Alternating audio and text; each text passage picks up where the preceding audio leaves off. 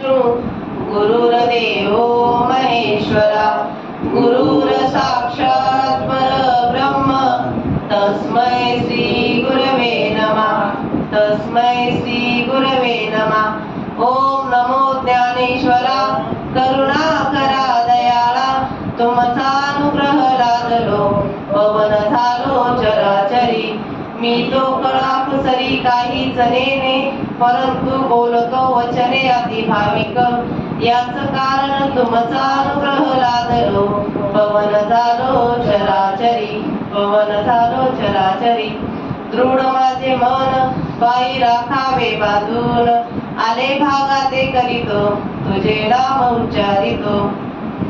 अध्याय 9 आणि 333 ते 334 पर्यंत तुमच्या साधू संतांच्या सेवेसाठी घेतलेले उभे। मातेच्या उदर कहली बसोनी विष्ठेच्या दातरी उकडून न मासवरी जन्म जन्मनी मरती अगा स्वप्नी निदान भावे परिचय हारपे आगवे तेसे सर्व सुख जाणावे वेद ज्ञानाचे। अर्जुना वेद जरी झाला तरी मातेने नता वाया गेला कणू सांडून उपनीला कोंडा जैसा मनोनी मज एकेविन हे त्रिधर्म आकरण आता माते जाणून काही नेन तू सुख्या होसी।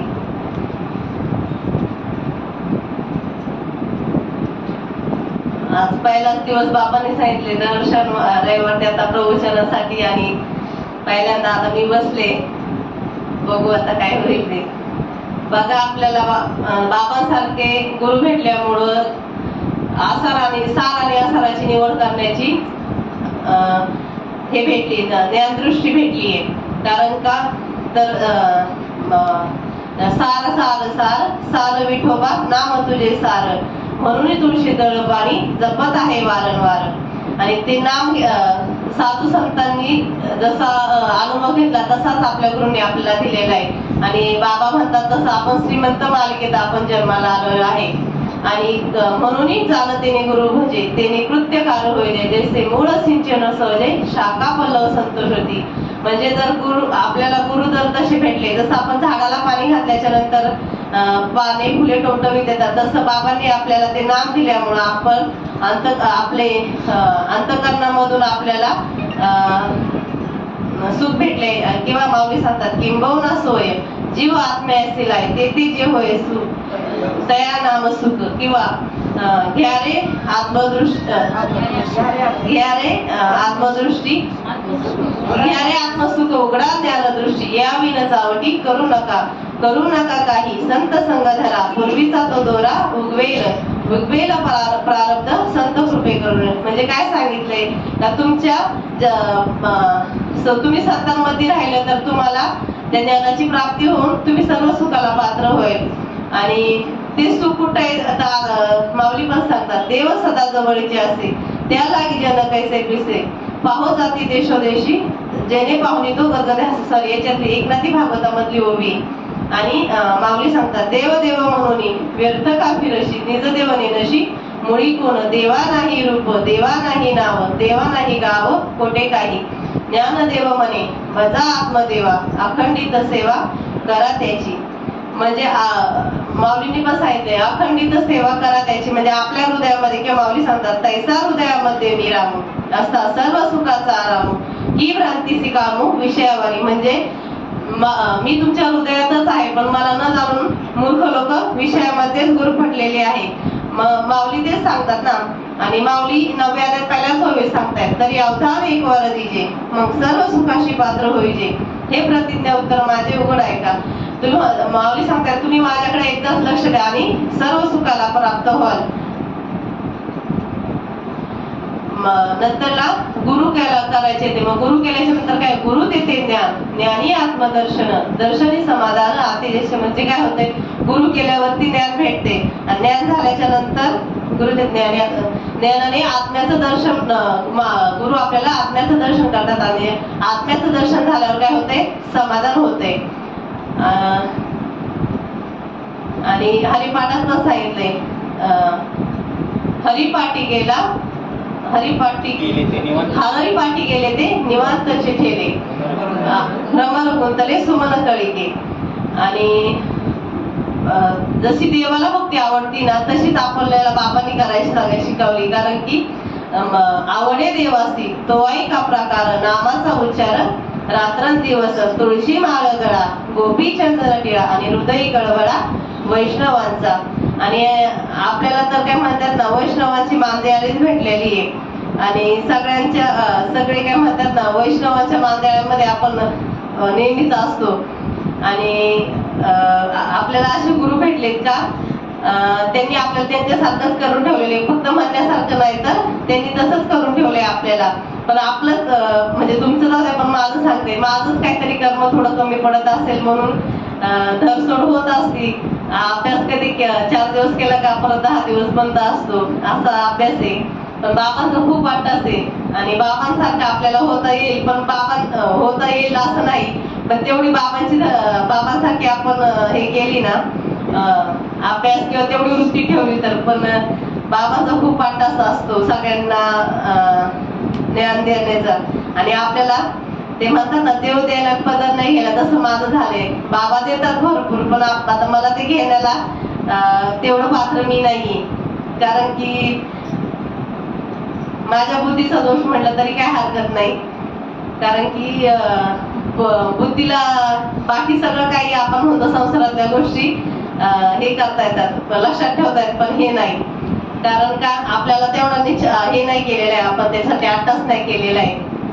म्हणून माऊली सांगतायत बघा, मातेच्या उदरातील गृहेमध्ये विष्ठेच्या उकड्यात शिजून 9 महिनेपर्यंत उकडून निघतात. म्हणजे आपला जन्म होताना आपल्याला किती वेदना आहे.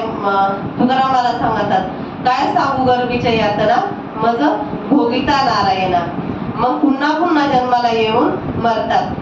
बघा आपल्याला आईच्या गर्भामध्ये असताना किती दुःख असते, तेव्हा आपण काय किती दुःख असते. आणि बाहेर पोटाच्या वाचून तेव्हा काय म्हणतायत का मला ह्या दुःखातून सोडव आणि बाहेर आल्यावरती तुझं मी भजन करीन. पण धरणी वायू लागता स्मरण विसरे तत्वता आणि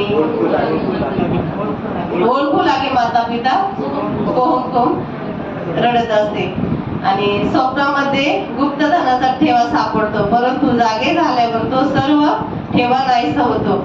स्वप्नामध्ये बघा राजाला भागवतामध्ये पण सांगितलेले, स्वप्नामध्ये राजाला स्वप्न पडतं की झोपेमध्ये राजाला स्वप्न पडतं की मी भिकारी झालोय आणि जेवण मागण्यासाठी फिरतोय. आणि जेव्हा झोपेतून जागा झाल्यावरती काय तो म्हणतो मी हाय तिथेच आहे. म्हणजे स्वप्नात किंवा स्वप्न आपल्याला पडतं कधीतरी. आता मला पण कधी कधी वाटतं का मी म्हणजे पहिल्यांदा नादेवा मला बोलायचं तुम्ही कीर्तन करणार आहे मावशी. मी म्हटलं मला स्वप्नात जरी आलं तरी बस, म्हणजे येण्याचं काही नाहीये. पण तेवढं स्वप्न कारण का चांगल्या स्वप्न आपल्याला कधी पडत नाही आणि वाईट स्वप्न आपल्याला नेहमी पडतात. माझं तरी तसंच आहे. त्याप्रमाणे वेदार्थ जाणणाऱ्या यज्ञकर्त्यांचे स्वर्ग सुख समजावे. हे अर्जुना, वेदार्थ जाणणारा जरी नाहीसा झाला तरी त्याने मला जाणले नाही तर त्याचा जन्म वाया गेला. ज्याप्रमाणे धान्य कण नसलेला कोंडा उपरला तर व्यर्थ शीन मात्र होतो. धान्य आपण जेव्हा वाऱ्यामध्ये वर करतो तेव्हा काय होतं, धान्य जागेवर पडतं आणि जो कचरा असतो तो पुढे निघून जातो. म्हणून श्रीकृष्ण अर्जुनाला म्हणतात, तर मला जर तू जाणले नाही तर एवढे वेद जरी तुला हे झाला, वेद जरी पाठ असले तर त्याचा काय उपयोग नाही. म्हणून माझ्या एकट्याशिवाय या 3 वेदांमध्ये सांगितलेला धर्म व्यर्थ आहे. आता मला जाणल्यावर दुसरे काही जाणून न घेता तू सुखी होशील. म्हणजे माऊलींनी पण सांगितले, माझ्या एकट्याशिवाय 3 वेदांमध्ये धर्म व्यर्थ आहे आणि मला जाणल्यावर दुसरे काही जाणून न घेता तू सुखी होशील. आणि जर देवाला जाणून घेतलं तर सुखी होशील. आणि आपण सगळ्यांनी देवाची प्राप्ती केलेलीच आहे. जसं माऊलींनी तुकाराम महाराजांनी बघा, तुकाराम महाराजांची ख्याती काय होती. तुकाराम तुकाराम नाम घेता का पियम. तुकाराम तुकाराम नाम घेता का पियम. धन्य तू को बा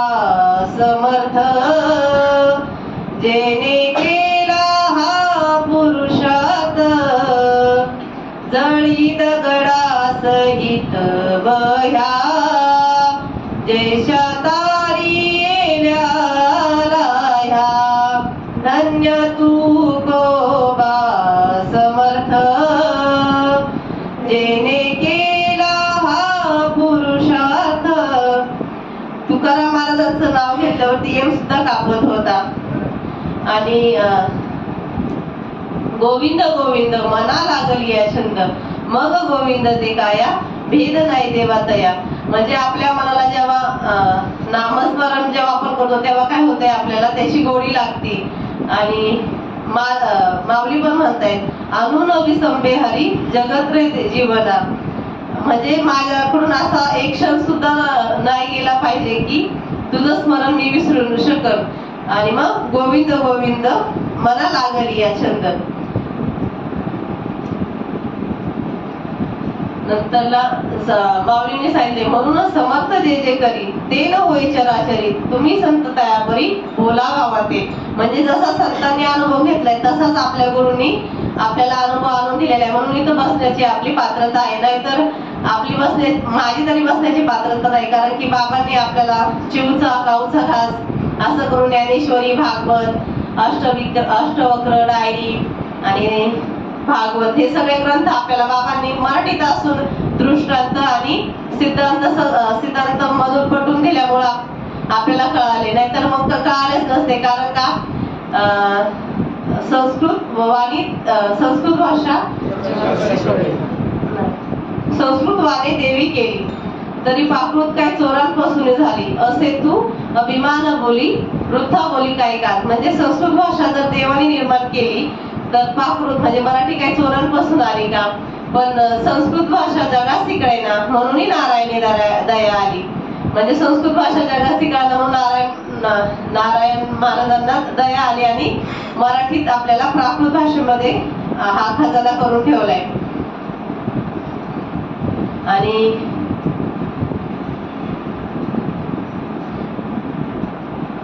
ज्ञानेश्वरीची पहिली सुरुवात पण तशीची ओम नमो जे आद्या वेद प्रतिपाद्या जय जय सव्यत्या आत्मरूपा देवा तूची गणेशू सकलात्मती प्रकाशू मने निवृत्ती दासू अवतारी. म्हणजे आपण कुठल्याही कामाची सुरुवात करायची असेल तेव्हा काय करतो, गणपतीची प्रतिष्ठा करून कामाला सुरुवात करतो. बघा आपण संकष्टीला सगळेजण कीर्तन असतं, आपला नामयज्ञ सोहळा असतो, तिथे सगळेजण येतात. आणि जे दुसरे आहेत ना म्हणजे असे आपले रिलेटिव्ह ते म्हणतात का तुम्ही संकष्टीच्या दिवशी कीर्तनाला जाता मग उपवास कधी सोडता.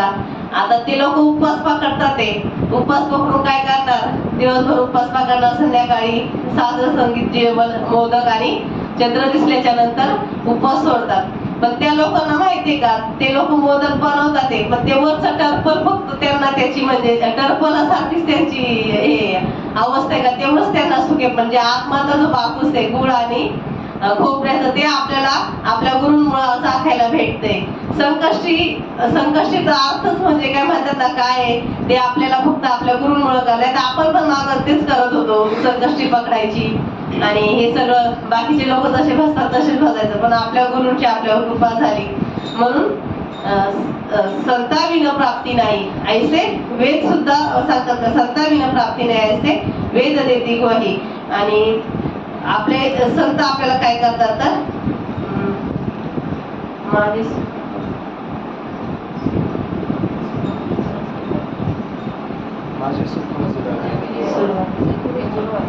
सद्गुरु नाईके पूर्ण कृपा केली निज वस्तू दाविली माझी मज माझे सुख मज दावी येल्या डोळा दिदली प्रेम कळा ज्ञान मुद्रा. म्हणजे बाबांनी आपल्याला ज्ञान तर होतच पण कसलं ज्ञान होतं, फक्त संसाराचं पण जन्म मरण्याचा फेरा आणि जन्माला आल्याच्या नंतर काय करायचंय आपल्याला. जन्म बघा याच्यामध्ये भागवत मध्ये सांगितले भरतखंडी नरदेव प्राप्ती येतो परम भाग्याची संपत्ती तेथं विवेक पुरुष त्याचा मनोशोधी परमात्मा. आणि परत भागवतामध्ये सांगितले जर जन्माला आल्यावरती आपल्याला सच्चिदानंद पदवी प्राप्त मनुष्य त्याचे ज्ञाने सच्चिदानंद पदवी घेणे एवढा अधिकार नारायणे कृपा लोकांनी दिली. म्हणजे मनुष्य देहाला चालल्यावरती आपण सच्चिदानंद पदवी प्राप्त करून घेणे, बाकी इतर योनीच्या काही हा विचारच नाही. पशु काय पाप पुण्य जाणती उत्तम मध्यम भोग भोगती. कारण की आपल्याला ज्ञान हे फक्त मनुष्य देहामध्येच प्राप्त आहे, पशु पक्ष्यांना नाहीये. आणि ज्ञान प्राप्त झालं तरच आपल्याला हे ज्ञान प्राप्त झालं तरच आपण सर्व जन्म मरणाच्या फेऱ्यातून सुटू शकतो. नाहीतर पुनरपि जननी पुनरपि जननी पुनरपि मरणम पुनरपि जननी जठरे शयनम यदुस्तारे खलदुस्तारे भज गोविंदम भज गोविंद. म्हणजे काय करायचंय, पुन्हा जन्म मरणाच्या फेऱ्यात 184 म्हणजे फेऱ्यात आपण गुंतत राहू. किंवा साधू संतांना जसा अनुभव आला तसा आपल्याला आलेला आहे, म्हणून आपण तिथे बसू शकतो. कारण का, जसं साधू माऊलींनी पण सांगितलंय, फक्त जिथं सुख होते, सुख कुठंच आहे, आत्म्याच्या ठिकाणी आहे. आणि ते सुख आपल्याला आपले साधू संतच सांगून देतात का, की तुझं आहे तुझं पाशी बरी तू जागा चुकलाशी. म्हणजे आपलं सुख आपल्याकडेच आहे, पण ते सुख आपलं दाखवून देण्याचं काम फक्त आपले संतच करतात. आणि आपल्या जीवनामध्ये संत आल्याच्या नंतर आपल्याला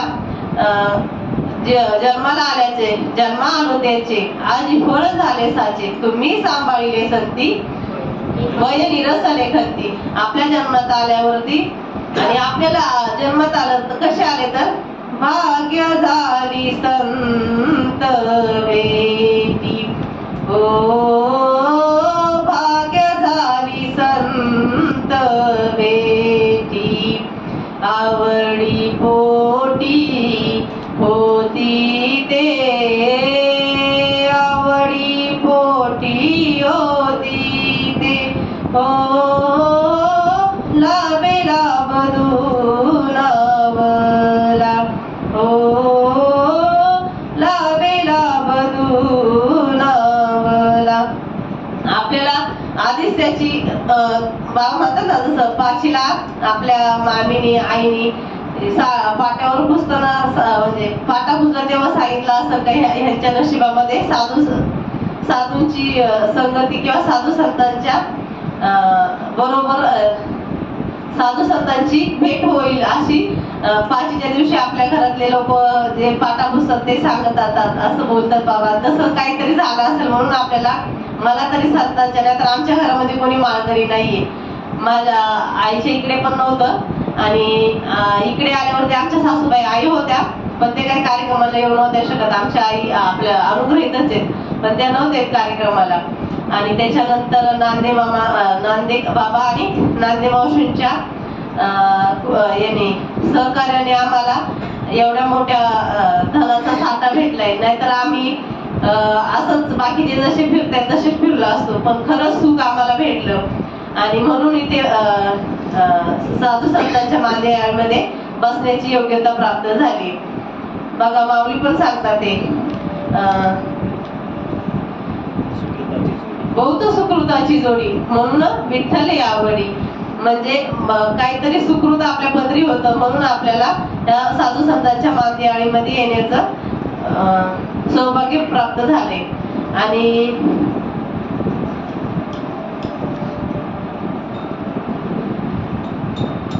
गुरु केल्याच्या नंतर जीवनामध्ये आपल्याला खरंच काय म्हणतात ना, कुठं गेलं ना गुरु आपल्याला आपले असे भेटले तर बाकीच्या ठिकाणी गेलो ना तेव्हा पाहतो.